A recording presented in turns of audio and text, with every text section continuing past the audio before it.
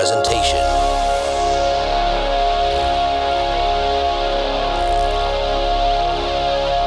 Hey there, welcome to No Flicks Given.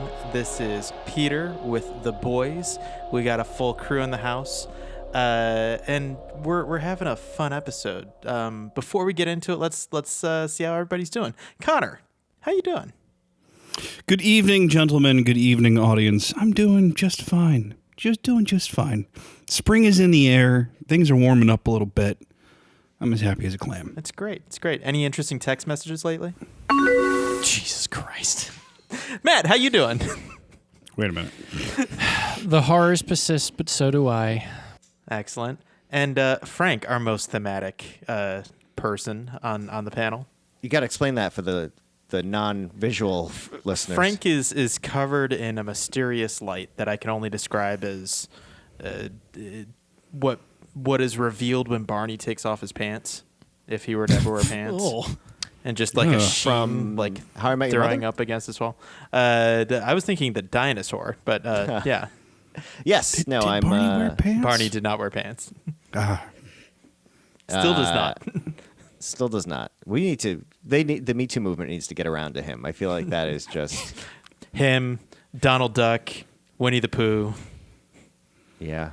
Pluto. None of I feel them like wear Pluto pants. Pluto just pretends to be a dog, but like Goofy's a dog. can't just walk around without pants in a workplace. No. That's not cool. No, Yeah. Pluto is a dog. Goofy is also a dog, but pretends to be human. Wait, how do you pretend to be a human? Like you're just who's pretending? Well, you stand on two legs. Yeah, and he's talking like people. Yeah. And he wears clothes, which is how it works in Disney. We're getting very close Yeah. to a Isle of Dr. Moreau kind of conversation, which is on brand for this episode. Kind of apropos. Kind of apropos. Yeah, not we'll get into a little good, bit of that. Good tease. Good tease.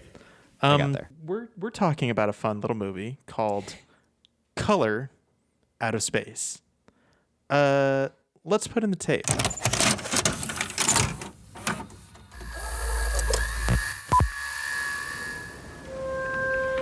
Look at this. All those years in the big city, we finally got out. We're living the dream. Maybe it is a dream.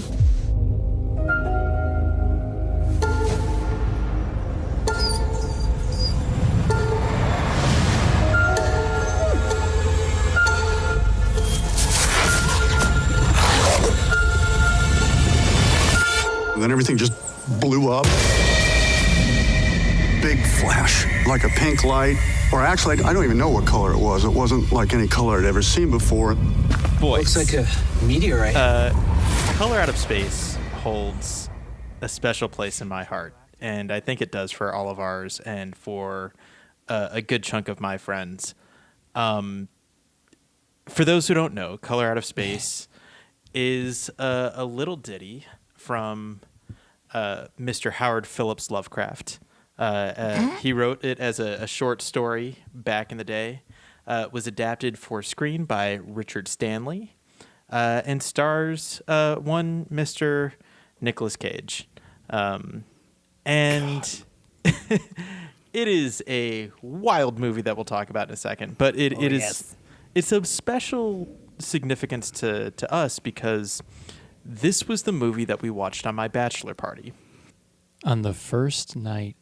Was it the first night or the second night? It was the first night. This was the seminal bonding moment for all of us. We had all just flown in and we had gotten to the Airbnb and we were trying to figure out what we wanted to do. Can I ask? And Can I ask a question because I wasn't there? Yes. How? I've been working on this story for 2 days. Tell us, Connor. Can I tell you this story, Yeah, guys? please. So, all right. An important bit of context that we must keep in mind is that Peter's bachelor party was in Austin, Texas. Peter is now a resident of Texas. Austin is a fun town. Seemed like the thing to do. Within Austin, Texas is no longer the original Alamo Draft House, but a Alamo Draft House that I believe is close to the original location of the original Alamo Draft House. Is that correct? It is, I believe, the oldest remaining Alamo Draft House, and I think it's Gotcha. actually closed since we've been there. The one that I want to say that the one that we went to is as close to the original as you could get, but it is no longer there. Yeah. Right, and it's in downtown Austin, and we're having a moment in as often happens in bachelor parties when you're bringing together two or more distinct groups of friends who aren't super familiar with each other, and we were looking for something to do that evening. What pops into my head is, aha, Alamo Drafthouse is here, and we used to. I mean, when Peter lived in New York, we used to go to Alamo Drafthouse in Brooklyn all the time. We have a special place in our hearts for the Alamo Drafthouse. It's just a fun movie going experience. If you have an Alamo Drafthouse, it's going to be a good cinematic experience. So I was like, okay, cool. All right, Alamo. Let's see what's playing in Alamo Drafthouse. And boys, let me tell you, I was looking at the listing and I saw this thing. It was Color Out of Space. I didn't know this was based. I didn't know the Lovecraft story at all. But I did not know this movie was coming out, had come out. I didn't know anything about this movie. So I started reading about it. And it was like sci-fi horror film. Okay. With Nicolas Cage. All right. Okay. Directed by Richard Stanley. And this was on the heels of Mandy too, so it was like in the Nick Cage-essence of like, it was this and Mandy and Pig, and just like movies that were getting like some critical acclaim, and we were like, okay, yeah.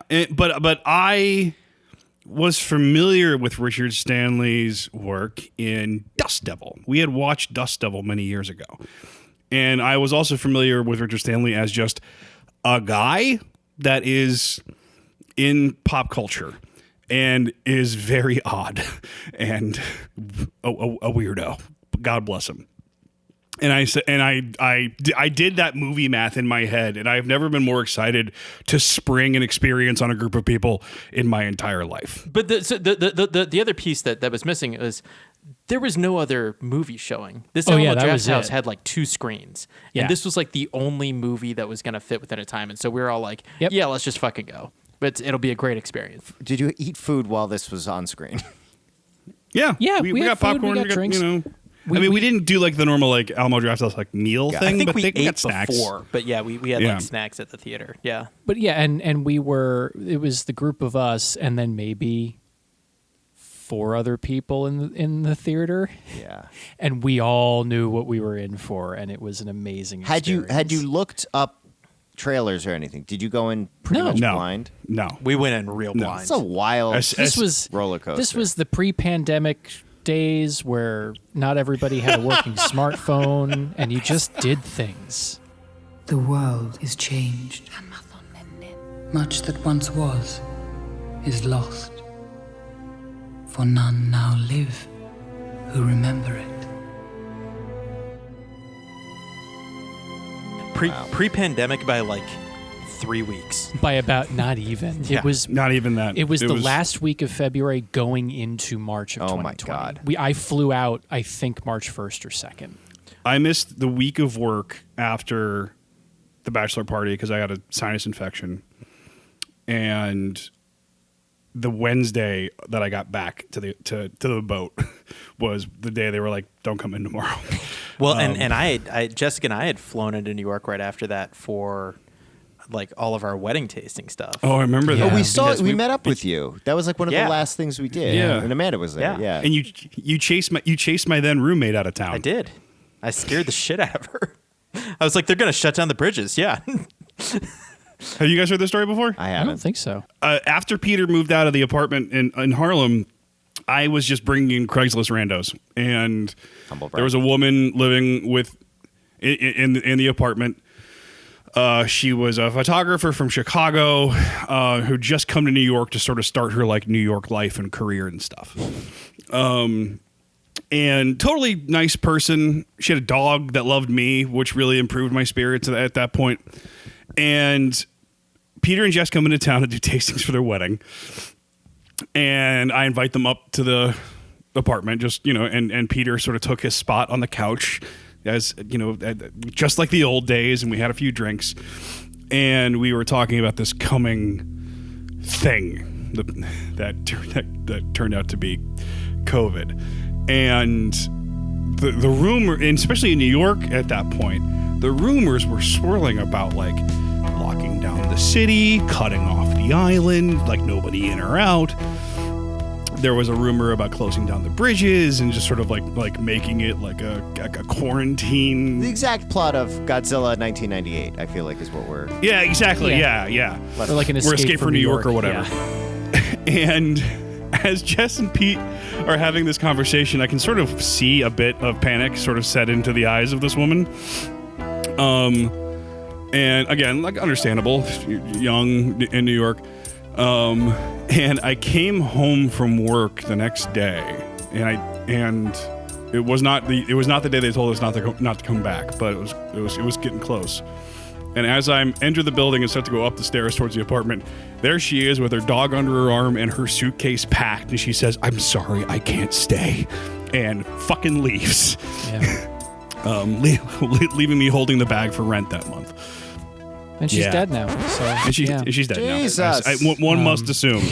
One must assume. We do not know that for sure. We hope she's alive and well. Probably won't even be the darkest joke we make on this episode, given the source material. What I think, and what holds this movie holds a very special place in my heart. Not only because of we were all there, it was a great bonding experience, but this was the last movie I saw in theaters before the pandemic, before everything. You got changed. that Rise of Skywalker taste out of your mouth. Yeah, this was the last experience. Like that 5 days or whatever it was like the end of the before times as far as we knew them.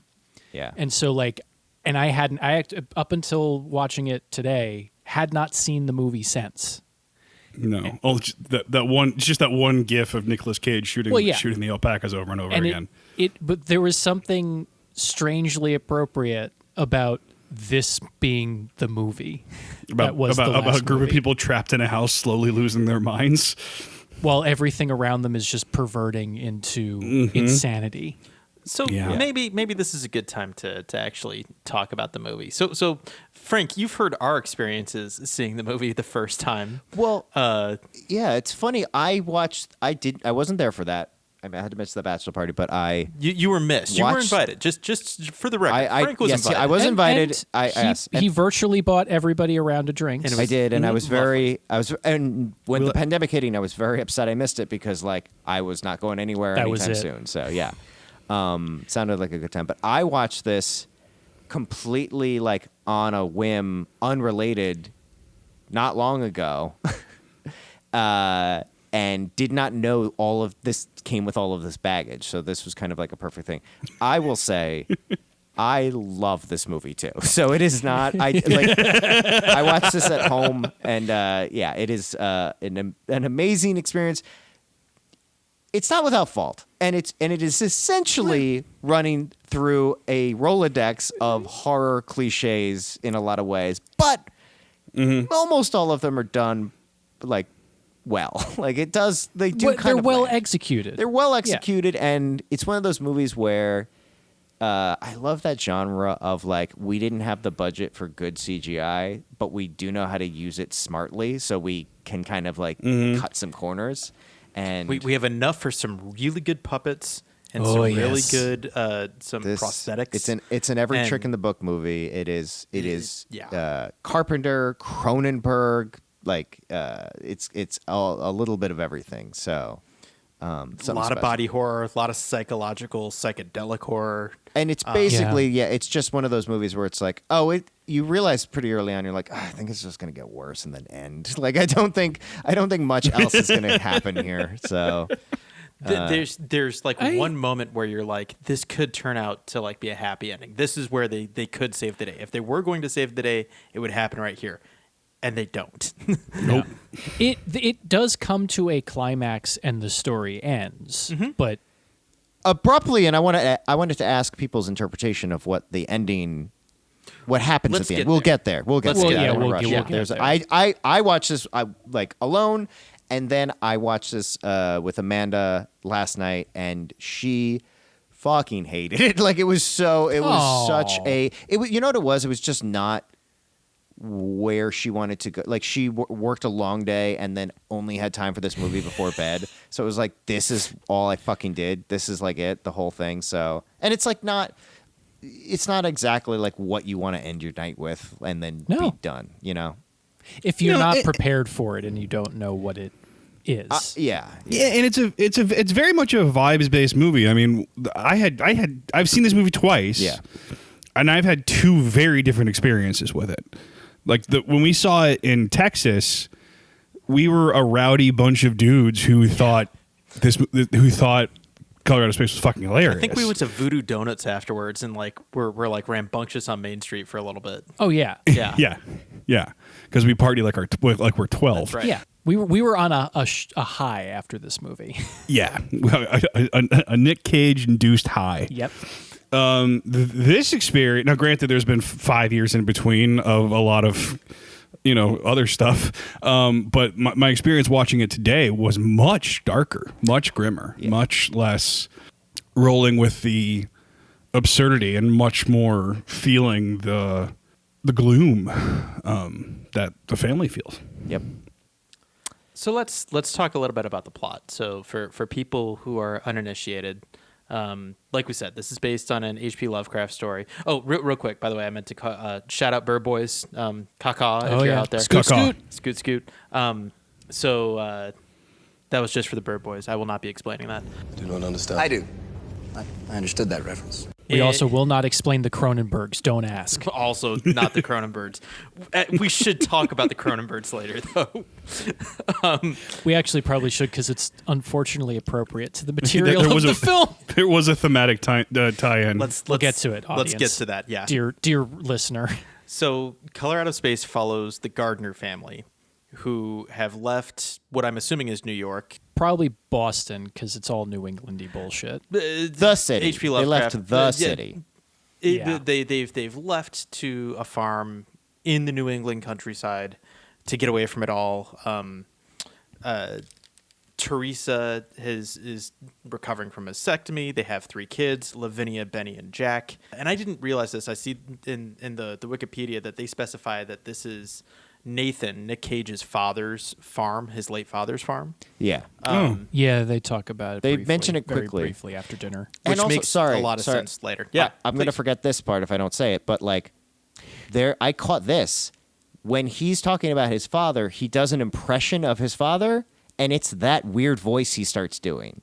So that's connected. I really didn't realize, because I remember him doing didn't either, well, but- we got like he starts talking like that, and it's the exact impression he does of how his father used to talk to him in that little aside early in the movie, which kind of connects a lot more things.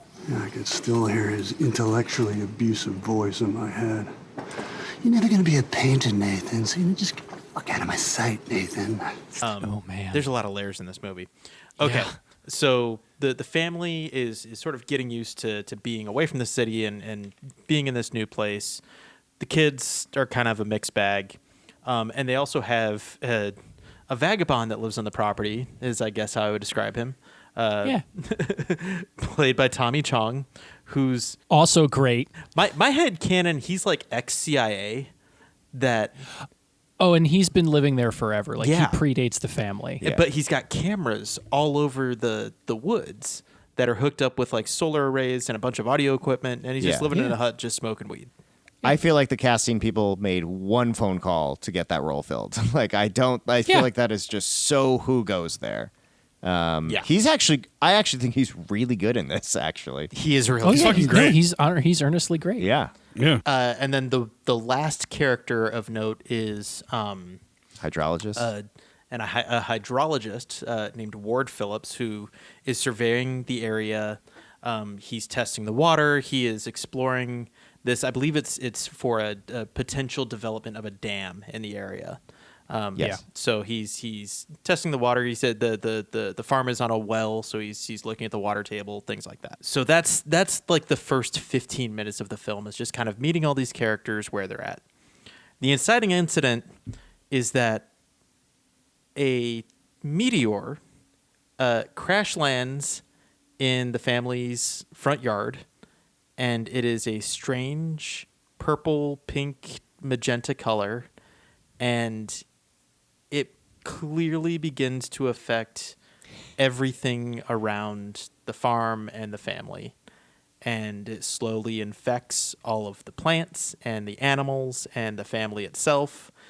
Groundwater. The groundwater, the bugs, The and alpacas. we'll get there. They're the animal We'll of the get future. And everything goes, as we said before, about as bad as you think it's going to get.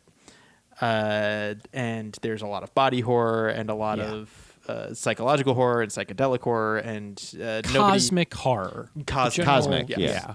Yes. Nobody gets a happy ending is kind of how I would end up there to give you just the briefest of overviews. With that all being said, at the very end of the movie, there is a survivor. And I don't know if we want to talk about that now or if we want to kind of go blow by blow. We could go into it because basically, I mean, it depends how much you want to kind of spoil where.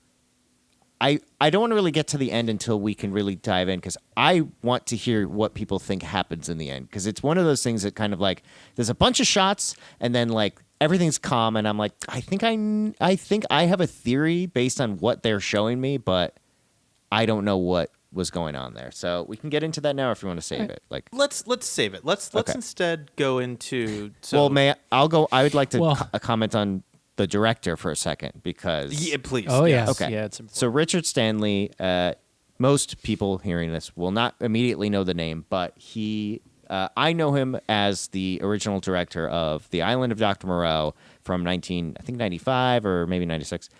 One of the most like famous like just horrible productions. And it's Val Kilmer was in it, Marlon Brando was in it, and they were both awful people.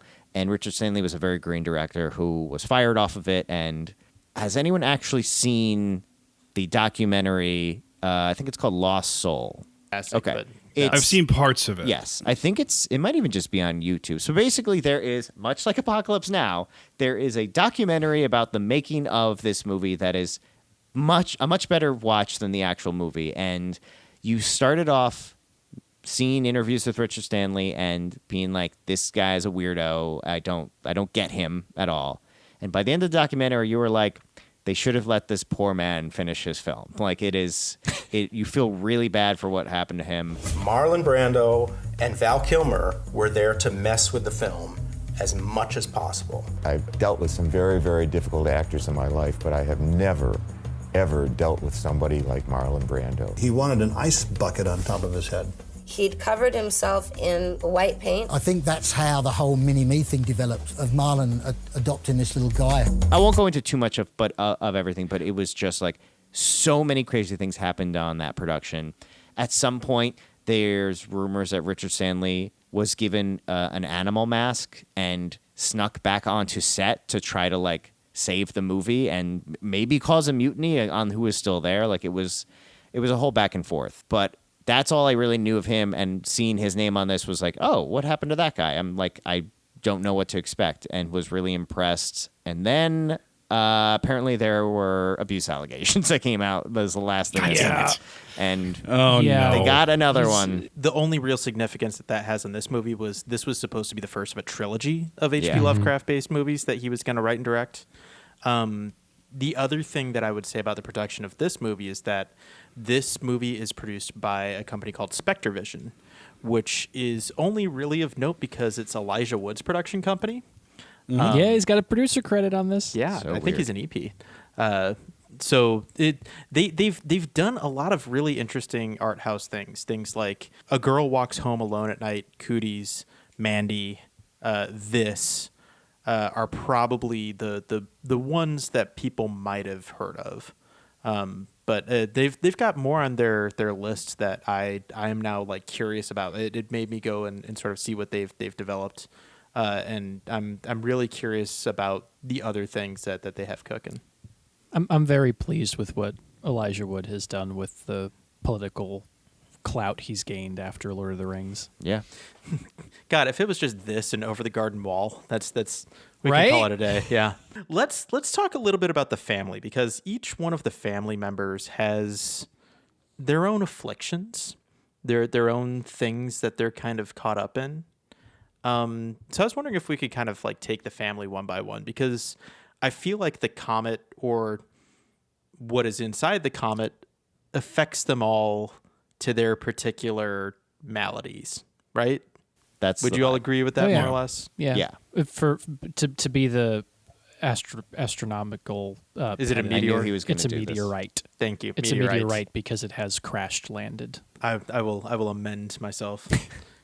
If I just say meteorite in a weird way, can you just splice that in back so I can? There you fix go. it? I'll just Okay. take that and then it'll just Perfect. Meteorite. copy paste.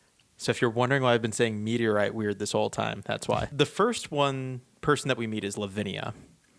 Lavinia actually opens the movie doing a. Did we say it was a Wiccan ritual? Yeah. Yeah, I believe that's confirmed as Wiccan. Yeah. And she At least as the movie interprets it. right. And I know nothing about Wiccanism, so who knows? And seems to, based on their conversation, be some sort of more specific form of practice. And I'm sure it's one that Richard Stanley knows backwards and forwards. But she also has a Necronomicon. Just a I didn't know they put the Necronomicon out so in paperback, many. but There's so many Lovecraft little like the Muscatonic University T-shirt and like all and art references to Arkham. Yeah, it's all there. There's a lot, and I think on Benny's wall is just the phrase "no flesh will be spared" or something like Yep. that. Yeah. So there are all these references to H.P. Lovecraft like sprinkled throughout. But Lavinia in particular has not taken the move to the country well. And it seems like this is her escape, is sort of the unknown, the powers communing with the forest, yada yada yada. it's also her sort of attempt to sort of wrestle some kind of control over the situation she finds herself in. Because Yeah. the spell that she's doing when the movie opens is a protection spell against her mother's cancer. Can I ask the mom? You Peter, I think said she's in remission at this point. She Well, she had is she with she had a her? mastectomy. Yeah, she had a mistake. Okay. So the idea is she doesn't have cancer anymore, or Yeah, it's the initial. In that way that anybody that used to have cancer doesn't have cancer, like it's kind of You're never cured, but you're Yeah. you're not actively afflicted. Yeah. remission. Yeah, but that is her affliction is twofold. It is sort of feeling less than because of her operation, and as a result, throwing herself into her work, where she works in the attic doing something with finance or stocks or whatever. And so her focus is purely on that. Nick Cage, Nathan, his is about keeping the family together. And the legacy of being on his father's farm and making sure everyone is okay, I think. And proving to himself that he can be a self-sustaining unit in the household. Yeah. Like so he's got the alpacas because you can do all these things with them. And like, it's... Let's talk about the alpacas real quick. Oh, man.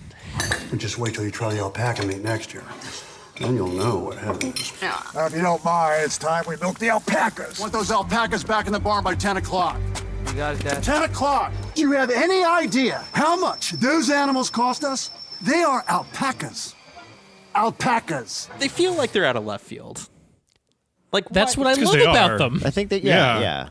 It's the thing that, but this is and this is where it became disturbing for me as the years wore on during the pandemic. Was it is clearly the move of a guy who has been city living, who Googled something for 10 minutes, was like, this is what I should be doing when I move out to the rural areas and the sticks and when everybody started leaving the cities after lockdown and buying property out in upstate New York, there are llama and alpaca farms everywhere. So when Katie and I were, as we were doing with everybody else, we were looking for our house upstate, would be driving around the hills, and then suddenly I would see alpacas, and then I would have flashbacks to this movie. And then usually after that, I would text the entire bachelor party group just to be like, hey guys, pray for me. Well, and there was a period of time where like the idea of alpacas as an investment was in the air. I actually had a friend in college whose parents had a bunch of alpacas, and this is, I don't know if you ever saw this sign, Peter, but around where Xavier was in Cincinnati, there was a bus stop ad. It was on the bench of a bus stop where it was a woman with an alpaca, and the text said, "Hug your investment." There it is. I've never seen that, but that's hilarious. So this idea of alpacas being an investment vehicle is something from the real world, apparently. Well, and what I love about that analysis too is that it totally reads like somebody that did like some modicum of research before, because there's another part later where he's picking fruit and it's all gone bad. And one of the things that he says is, I did everything by the book. I did everything that the research told me to, and it's all turning out bad. And now that's... And also the meteorite is poisoning all of that, because the tomato plants that he's picking are pink. They look great. Yeah. Yeah. That's also from the source in the short story. One of the things they talk about is that the poisoning of the well water has caused all of the fruit to grow that way, but it's utterly tasteless when you eat it. And it's just this weird, which is going back to like that just bizarre horror of it all. Yeah. Also a weird prediction for like modern, like, you know, when you get tomatoes from the grocery store in the middle of winter, and they're humongous but taste like, you know, a water balloon. I think there's a lot in this movie about like the environment and ecology and taking care of things, in particular water. So real quick, the last two family members, and then we can kind of get into the real horrors. Benny is I think he's the middle child, but the oldest son. And he's real into space. He just likes weed space. too, He which likes probably hanging out with and Tommy weed. Chong and weed. He likes being spaced. Yeah. Very good. They go together. So he just likes, you know, getting high and watching space videos and listening to stuff with Tommy Chong out in the hut. And lastly, you have Jack. Poor little Jack. Who can't be more than like 7, 6. And he's just kind of attached to his mom. And she's clingy too. I think there's part of that, you know, going on. Yeah. Well, Yeah. I mean, that becomes literal later on. That was waiting for the joke to land. Yeah, everybody's in a sensitive spot. They're still in a very weird new situation that they're all trying to get used to. And so I think that all of even before this incident happens, all of their personality quirks are kind of brushing up against each other and causing friction. And also their internalized feelings about themselves.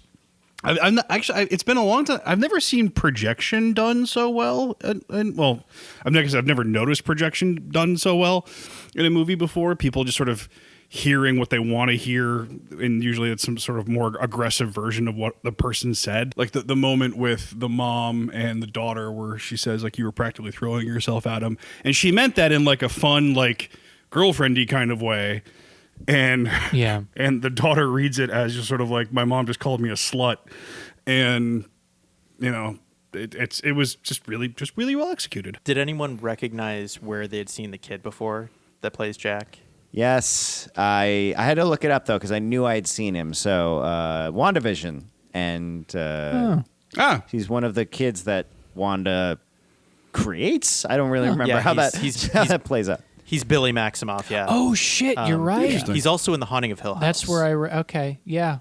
Yeah. He totally is. Yeah. As one of the kid versions of he's one of the twins. The first thing I want to get off is Nicolas Cage, of knowing when we went into this movie it was going to be a Nicolas Cage film, but I was concerned going into it of which Nicolas Cage are we going to get? Are we going to get the Nicolas Cage that is collecting his paycheck, or are we going to get the Nicolas Cage that's going for it? And I feel like the scene that makes which direction he decides to go clear is the alpaca milking scene. You don't get a lot of milk from an alpaca. It takes great patience, technique, and of course you have to be very gentle with the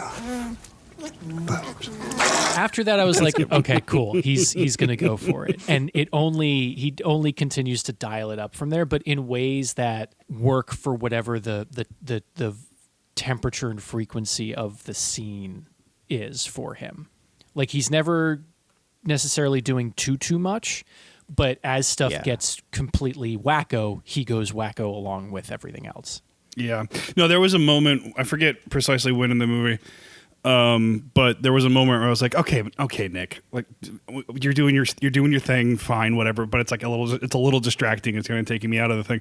And then I realized, like, no, he's like weaponizing his thing because, like, reality is breaking down, and the character's perception of reality is breaking down at the same time, and the things that come off as like Nicolas Cage shtick actually really works as a bit of unsettling behavior as opposed to And he knows how to kind of like ride the gain of it too, like especially when he's doing this stuff where he does his father's impression and he's being a complete asshole to his children and his wife. But then, like, in the same scene, we'll then dial it back, understanding what he just did, and then be back at the lower level of just being like the concerned father. I think he does a great job in this, and he's totally freaky. And I found him completely disturbing, especially in the last couple of sequences of the film.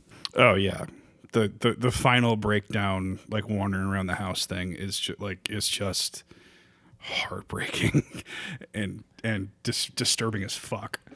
A big part of it too is, like, I think this movie is very cool with us laughing. Like, I think Nicolas Cage, I think it's very dialed into, like, and I don't necessarily know what the reasoning is behind wanting that sort of angle in here. Maybe it's just so it's not so dour and one note in a lot of ways, but, like, man, is this a funny, horrifying movie. And it like on purpose. Like I think it's a good time. Oh yeah.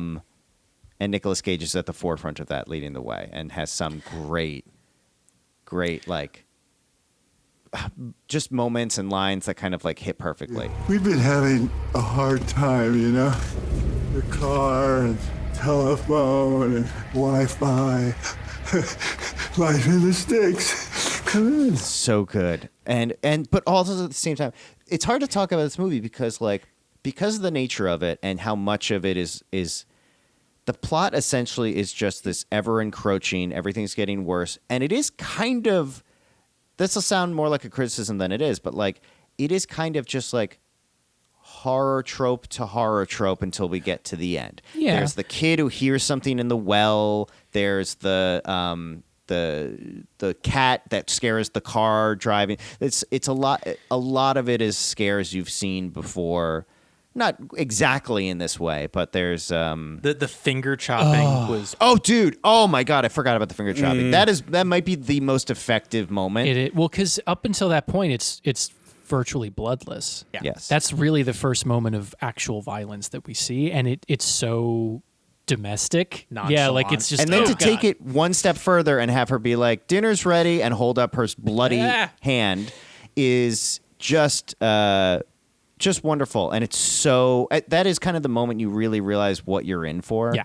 And it's like that part of a roller coaster where like it gets scarier than you expect it to, and you now know you can't get off. Like it's already going. So you know what it kind of reminds me of now that I think about it, because it is kind of that like they're doing it to themselves almost.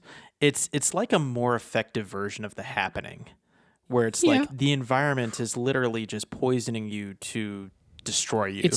And I think a particularly gruesome and way. I think that's partially the fact of like we know that the water is poisoned, and it's you're watching a family essentially sit next to a nuclear reactor melting down over the course of a week, and then observing how it just melts them essentially. Or you know, you're in Flint, you've got lead in your pipes, and it starts with all the psychological shit where it's just, and at first you're not sure if you're hearing things or not, but like, you know, exactly. I love that portion of it where it despite how visceral it gets, and it never gets slow, but it does have that slow burn ratchet up, which I always enjoy in a film like this. Well, you also know, like, anytime it cuts to a new scene, you're like, oh boy, all right, what do we got this time? Like, it's going to be something. Every single scene, once things like kick off, has something like disturbing in it, and it's just a new kind of way of going about it. Yeah, and it also kept reminding me a little bit of The Shining, just in the sort of the psychological, and especially like Nick Cage being the father figure that kind of like turns to antagonistic to some degree as we move on. Like, this movie oscillate, like, talk about what we just were talking about with like the Nemesis episode of like, we're in and out of a lot of different, we're like vacationing in other horror genres, other horror directors, and other horror like tropes, like just staples and scenes that you've kind of go, tropes. Yeah. Well, and that's the peril of adapting Lovecraft, period, because so much of became the language of horror cinema, especially over the last like 40, 50 years, has been guys that read Lovecraft and were like, "Ooh, we should work that into The Thing," or whatever. Has anyone read any Lovecraft? No, we were talking about it earlier. Yeah, a very little bit. Okay, a very little bit. I read Call of Cthulhu just because I was curious about that one, which is way less about Cthulhu as like an actual entity than I was expecting. It's way more about like a cult that worships Cthulhu. My understanding is a lot of those stories are more about that because it's just the existential dread. Yeah. I mean, the cool stuff is all in the background. Yeah, and it's all like the ideas are great because that's in that era of like they're paid by the word, so they are just like churning out literature as quick as possible, and it's like just pulpy, fast, exciting. It's an interesting genre, but it is essentially like at the time it was like kind of crap and has now turned into sort of like classics and staples and stuff like that. Yeah, I think that's the nature of a lot of pop culture. and foundational. Like I'd argue that the stuff that his work sort of spawned and influence is sort of like the real legacy of that work. Oh yeah, and highly unproblematic as a man. So I think it's just racist people in the 20s thought he was too racist. Yeah, in the 20s. It's quite Wasn't a that call. Wagner? Wagner was like that. He was too Wagner was a racist piece of for shit. Yeah. His era too, or something. You know your Wagner, Colonel. One cannot understand National Socialism if one does not understand Wagner. Columbus was like that too. Well, but it's just that's putting it mildly for Columbus. Yeah. We don't. We're not doing 1492 Conquest of Paradise this week. No. Well, I also find it interesting, like a factoid that landed on me once years ago that I carry around, and who knows how important it actually is. But like Edwin Hubble, the guy for whom the telescope was named, was figuring out that the universe is both infinite and expanding at the same time that Lovecraft was writing his stuff. And my understanding is a lot of his work is about like the unknowable, vastness of the universe. And I just find it interesting that they were doing the math on figuring out just how unknowable and how vast it was at the same time. Yeah, and I think a lot of the draw of cosmic horror is trying to put a shape around the intangible, which is why it is difficult. Like a lot of his stories are unfilmable, but the general concept of even this short story of a color out of space, a color that does not exist in reality. How do you? Yeah, the color is the villain. Like how do you do that? But it's not a color. Like it. Yeah. How do you show a color that doesn't that's beyond what we're aware? Yeah. Like I think the way that the film handles it is creative and entertaining. Well, and it is fun too that it's purple because technically purple doesn't exist. Mm-hmm. And I think that's why a lot of, at least in my experience, the cosmic horror that I have seen uses purple and like that neon pink in some shape or form when they're trying to convey this sense of cosmic horror. Specifically, it's magenta. Yes. Yeah. Which some people call anti-green, which is very fucking cool. It's just the absence of green. Yeah. Yeah, and I think that's why they end up using it, especially anything from that side of the color wheel where it's like it's the one that stands out most in the natural world. Like it's the one that doesn't belong the most. And also like it's tied a little into sort of like the types of colors you'd see on poisonous animals and poisonous flowers. And it's just sort of like it's just leaning into very like archetypal, deep-seated instinctual feelings we have. It's also a color that's only happening in our. I mean, it's to the extent that all colors are only happening in our brains, but like the mechanism of the Tell way we Lovecraft see that. magenta is. What even is color, man? Yeah. But yeah, no, I think the movie handles that effectively. And then, by virtue of it still being Lovecraft and it still being cosmic horror, throws a bunch of wet puppets on the problem. Yeah, he does. And God bless him for it. There's not a lot of practical effects anymore, and the fact that we did get some very disgusting wet puppets. There are like 3 really good ones in here. Yeah. I mean, and just how disturbing the mother-son merger. That's the worst one for me. Oh, well, it's Banjo-Kazooie horrendously one? far and away. That's because it's the worst thing, Peter. It's the absolute worst Yeah. fucking thing. Yeah. I don't know if it's because I became a parent, but the continual cries of the child as he's being like absorbed, like one of the things I was not prepared for being a parent. Since this is my not to bury the lead, but this is probably the last time you're going to hear from me for a while because I'm getting ready to have another child. The thing that I was not ready for being a parent for the first time is the only way you can communicate with a child is by responding to it crying. For the first year, pretty much. At least until it starts like smiling and being able to respond to other external things. But by and large, you get tuned so quickly to your child crying that you will hallucinate that child crying and go check on it. And hearing anyone cry now like freaks me out a little bit. So especially watching a child get absorbed like back into its mother, which is a great effect, but I still do not understand the rules at all of this thing. There are no rules. It just gets bigger and worse. But yeah, that was far and away the most upsetting part of this for me. Yeah, and I think it's designed to be. Because it's really the breaking point for everybody in the family, where it's just like, okay, there's no turning back. This is the Rubicon of our story. Right.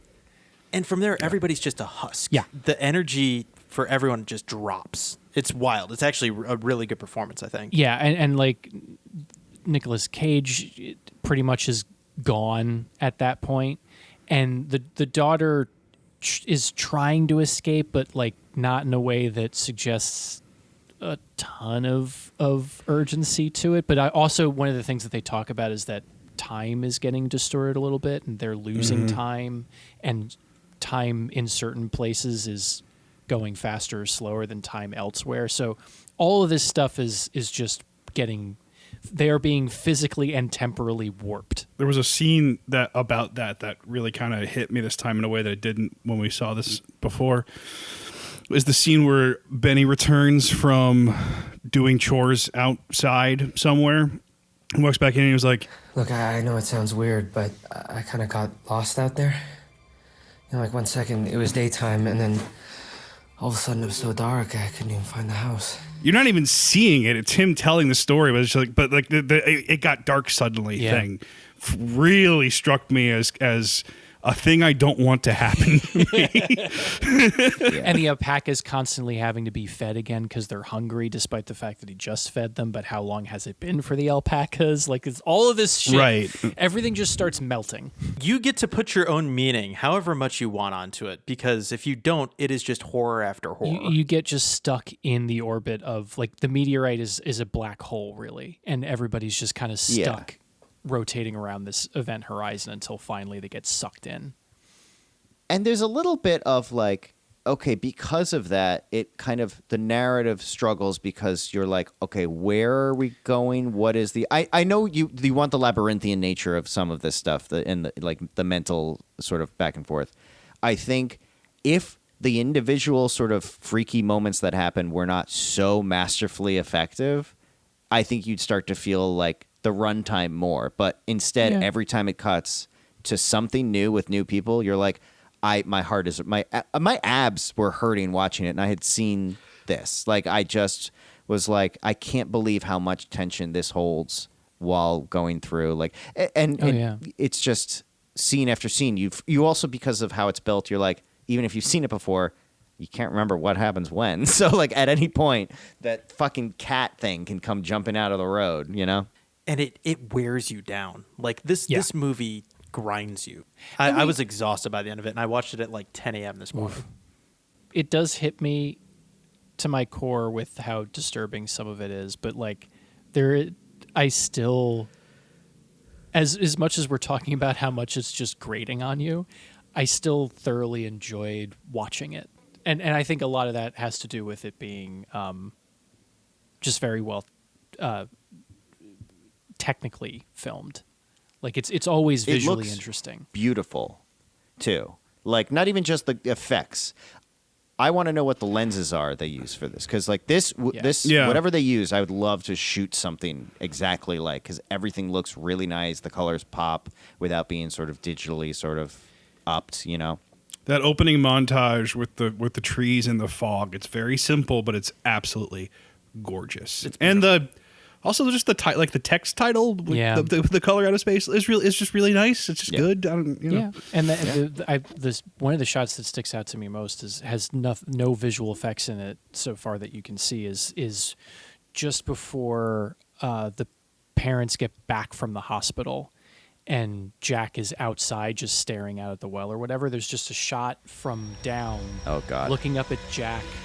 He's framed in between two trees.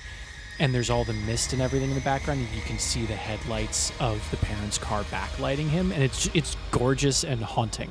And there's no reason for it to necessarily look that great, but it does. They did another one again at the end that I noticed this time, when she's standing by the well and the final climactic color is coming out of the well thing, and she's being fully absorbed. There is a blue light that keeps swinging through the scene, and I thought it was just part of the visual effects, just sort of a blue element within all of the pink, and it's the blue light from the cop car just off the side, but framed perfectly. And the timing is somehow perfect too. Like whatever the rate was, it just added this like visual, this beautiful visual pop that, taking the image as a whole, you wouldn't even necessarily know it's there, but you would miss it if it was gone. Yeah, you didn't notice it, but your brain did. Wait a minute, that ain't Rick Berman. What is it with Ricks? Can you tell me how this ends? I have an interpretation. I have a general idea. I do too, but go ahead. Here's what I think happened.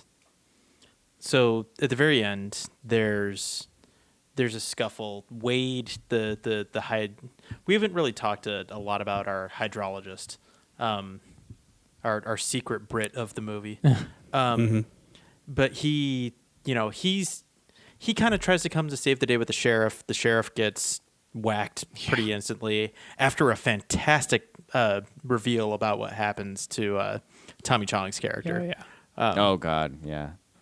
It's so good. That might be my favorite effect of the whole movie. They find just him desiccated, but his voice on a loop on a reel that is sort of explaining how he's been listening to things, but his body looks like a mummy and then just like evaporates into pink nothingness. So the sheriff gets whacked like immediately after that by a tree, because the woods are now turned. Yeah. And then he has to fight his way back through the house, and he gets to the basement, and the house kind of disintegrates around him. And my interpretation, and leaving no pink left, the color leaves, and all that's left is like ash. It's like a crater. Right. Well, it's pointedly bright white. Yes. Yeah. My interpretation was that the alien creature planet thing like took that back to its planet and just left nothing. Well, and the house is gone too. Yeah. It found what it needed, and it sucked it back through a dimension, and it's gone. And because it didn't get a chance to affect Wade, and because he didn't drink the water, he couldn't be taken back. And then, and then at the very end, he's overlooking a reservoir. It's clear that they built the dam over the property, and he's now like the harbinger of like trying to protect the land from the pink ever returning or the purple ever returning, the color. Smoking a cigarette, which you don't see in movies very often these days. Oh, I thought that was a fat old doob, but yeah. It might have been the case. Yeah. Anyway, do you guys have different interpretation? Mine was much more so much simpler. It's just it's just nature. It's just nature happening. Like, something rode aboard that meteor, landed here, and just did what it did what it does, or interacted with our environment oddly.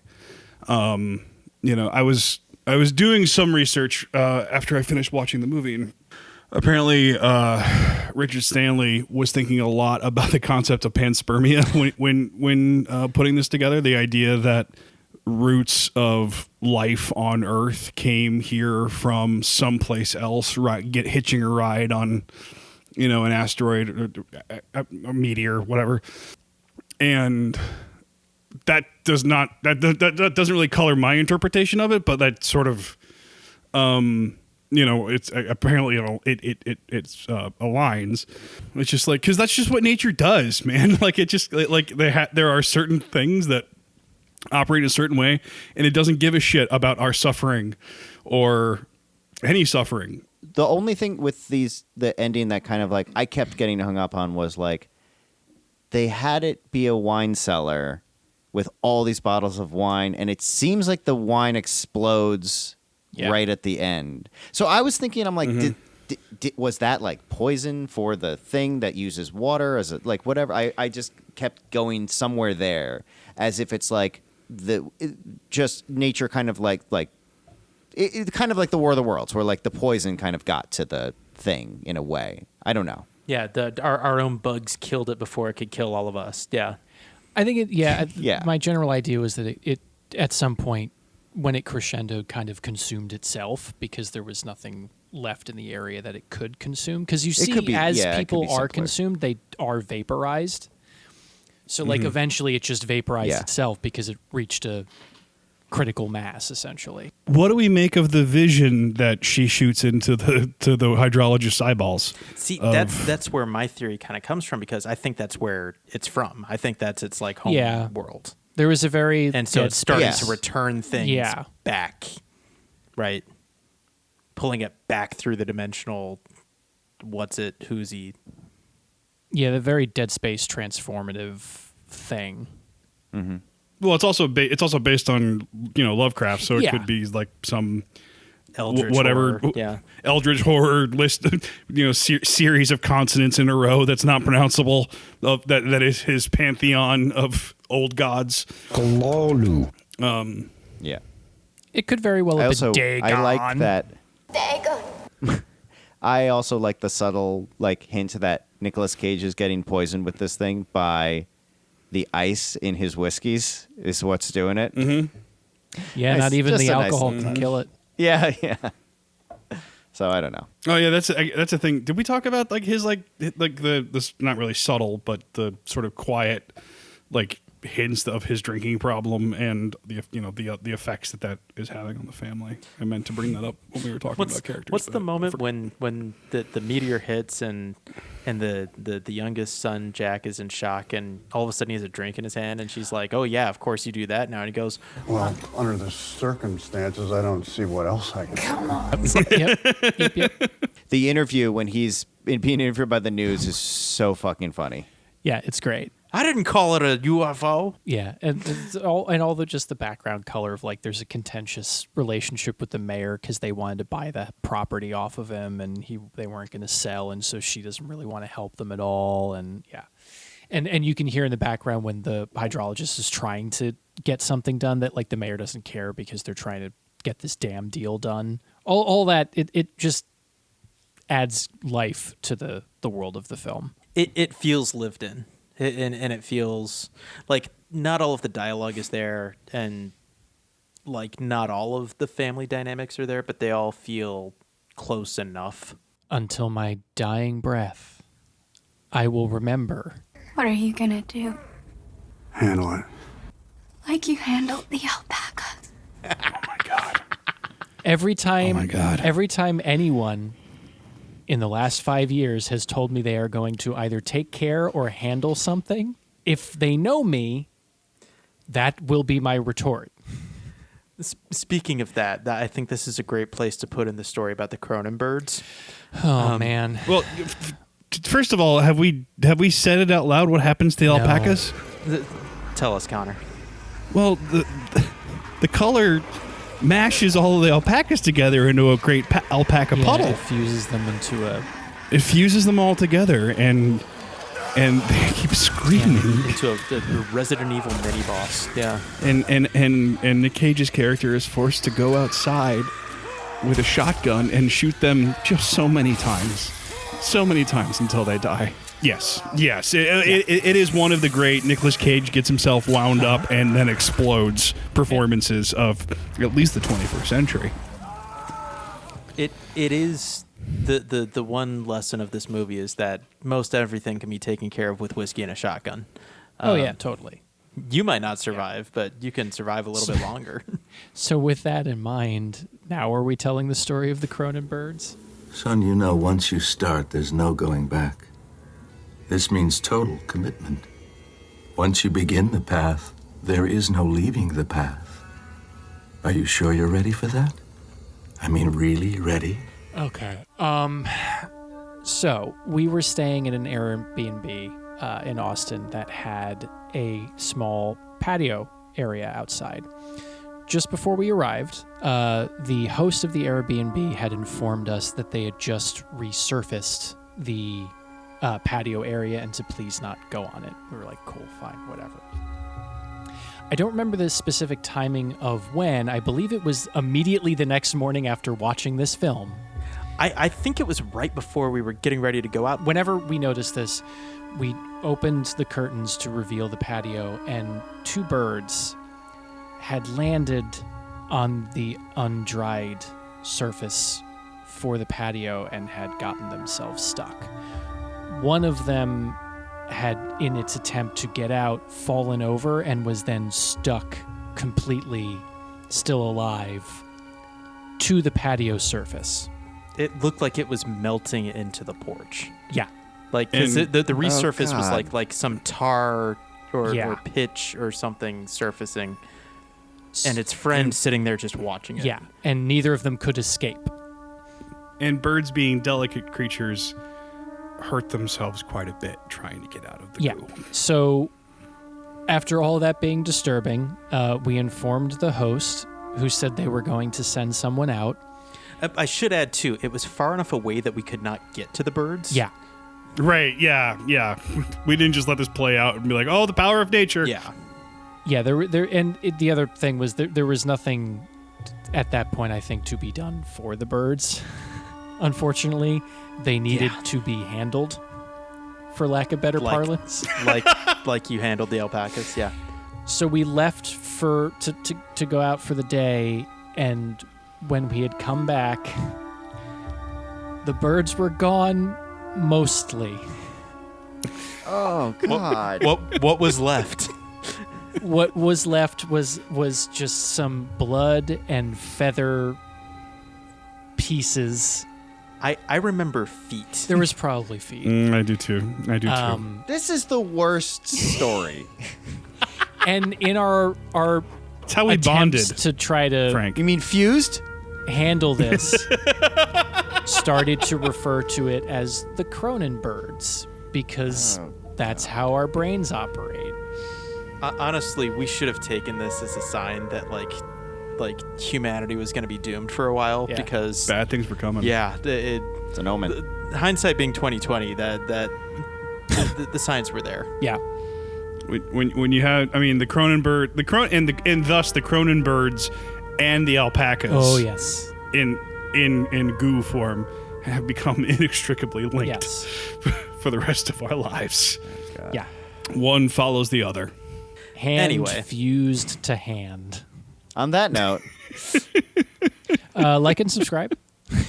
This is like I said before. This is my last episode for a while. It feels especially appropriate because the last time I was having a child, we did Rosemary's Baby. Yeah. yeah. So This was also a film that we watched together before another series of great changes. Very true. Yeah. Very true. And things that ultimately ended up, well, things ended up. Things ended up. As things often do, they ended up. There's one last question, if I may. Please. Peter, you're the only father of the group. That we know of. That I'm aware of. Frank's secret family out in Vegas.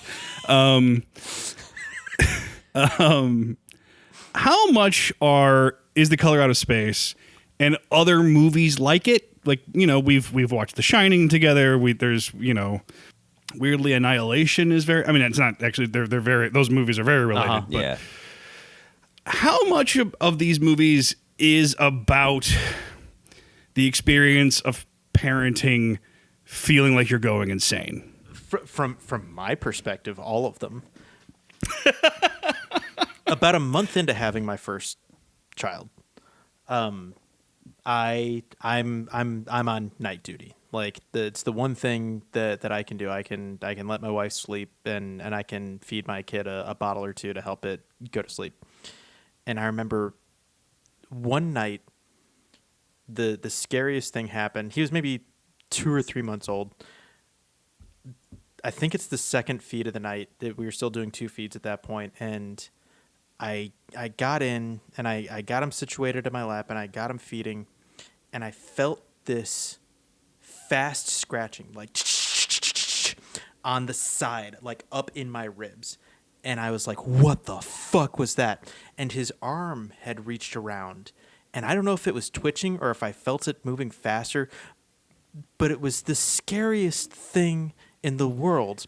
And I can only assume it was because of the lack of sleep that I just, like, everything was so heightened and felt so much more horrifying than it actually was. But I haven't really recovered from that. So you signed up for another round. Yeah, so we're doing it again. And that tells you how much the joys outweigh the horrors. Because there are horrors. It's just, it's worth it. So anyway, yes, long story short, every horror movie is about how terrifying it is to be a parent, especially to small children, Well, I think. Also, something, too, is that since the last time that we watched this, the last time we watched this, you were yet to be married and had not had your first child yet. So have either of those two experiences changed your reaction to the movie? The kid stuff in particular, yes. The marriage stuff, not as much. I don't think I'm in that stage of life yet. Yeah. But the kid stuff and the desire to kind of keep your family together and certainly, I talked about how upsetting it was to watch like the whole mother-son monster thing, but like that's a really pointed metaphor. It's all horrifying and certainly more so than when I saw it back with you boys. A lifetime ago. I do need to try the "You'll always be my golden lady" line on Katie and see how skeeved out she is by that. I was about to say, I could see you sleeping on the couch after that. Yeah. Well, I saw the thing coming out of the sky. It had a one long horn and one big eye. I commenced to shaking and I said, ooh-wee. It looks like a purple people eater to me. It was a one-eyed, one-horn flying purple people eater. One-eyed, one-horn flying purple people eater. A one-eyed, one-horn flying purple people eater sure looks strange to me.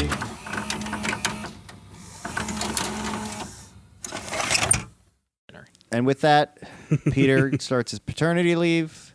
He'll have an out of office set up for if you reach out to him.